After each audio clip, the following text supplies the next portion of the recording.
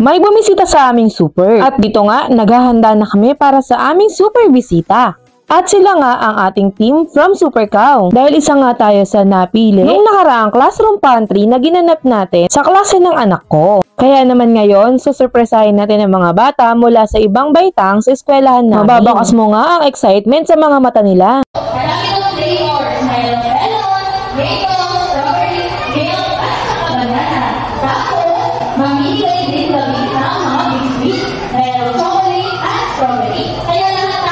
At bago nga ang lahat, nagsayawan muna sila ng Super Cow dance.